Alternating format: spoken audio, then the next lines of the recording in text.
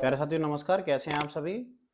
चलिए अब हम अपने अगले प्रश्न को हल कर लेते हैं। और अगले प्रश्न में हमें बोला गया है कि जो योगफल और गुणनफल है वो आपके सामने है और हमें बहुपद का समीकरण जो है वो ज्ञात करना है। ठीक है, तो इसी तरह से हम इसे सॉल्व करेंगे। तो जो हमें दिया है उसे हम लिख लेते हैं। तो दिया है हमें दिया गया है कि अल्फा प्लस बीटा बराबर -1/4 और अल्फा इंटू बीटा बराबर 1/4। ठीक है, ये हमें दिया गया कि अल्फा प्लस बीटा की वैल्यू -1/4 है और अल्फा इंटू बीटा की वैल्यू जो 1/4 है। ठीक है, अल्फा प्लस बीटा की वैल्यू -1/4 और अल्फा इंटू बीटा की वैल्यू 1/4। ठीक है, और हमें ज्ञात है अब ज्ञात क्या है हमें ज्ञात है कि अल्फा प्लस बीटा बराबर होता है -b/a और अल्फा इंटू बीटा होता है c/a। ठीक, तो अल्फा प्लस बीटा बराबर -b/a, अल्फा इंटू बीटा बराबर c/a। अब हम आगे जब इसे हल करेंगे तो हमें प्राप्त होगा -b/a इक्वल -1/4 और c/a इक्वल 1/4। ठीक है, दोनों ही चीज़ें हमें प्राप्त हो रही हैं। अब हम क्या करेंगे, माइनस से माइनस को कैंसिल आउट करेंगे और हमें जो मिलेगा वो मिलेगा b/a इक्वल 1/4। ठीक, अब हम रेशियो में जो आपको दोनों ही पद हैं वो दिए गए हैं। अब हम a और b और c की वैल्यू को हम रेशियो के अंदर ही प्राप्त करेंगे। ठीक है, तो a की वैल्यू यहाँ आपको दिखाई दे रही है, डायरेक्ट आपको 4 के रूप में दिखाई दे रही है दोनों ही पदों में। तो हम यहाँ a की वैल्यू को 4k मान सकते हैं।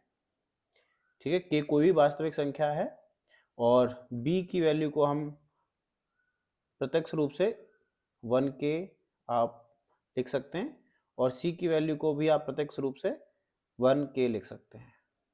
ठीक है, तो ये हमने मान लिया, ये हमने a b और c की जो मान है उन्हें निकाल लिया।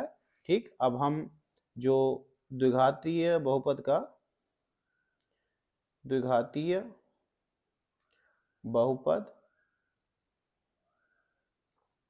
का मानक रूप लिखेंगे।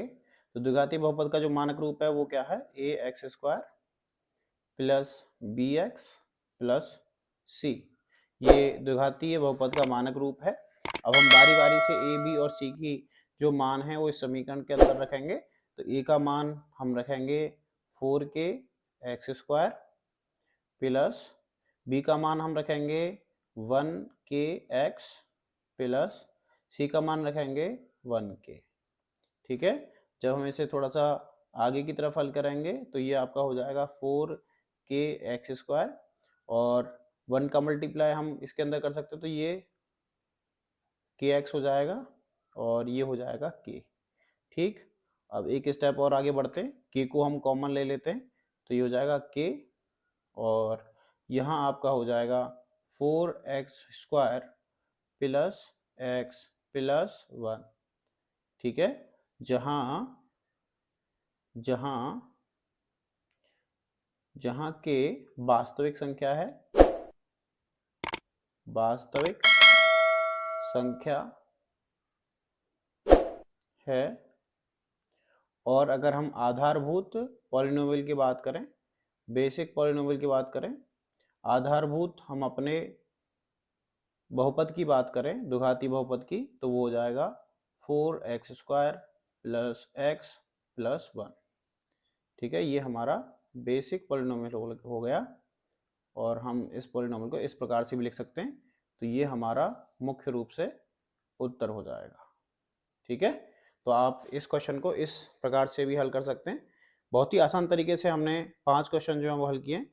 अगली क्लास में हम जो क्वेश्चन नंबर 6 है, जो लास्ट क्वेश्चन है इस एक्सरसाइज का, उसे सॉल्व करेंगे और इसी तरह से हम उसके भी जो मानक बहुपद रूप होगा उसी में वैल्यूज को पुट करके और बेसिक पॉलिनोमियल को निकालें। ठीक है, तो हम लेते हैं आपसे विदा। बहुत बहुत धन्यवाद।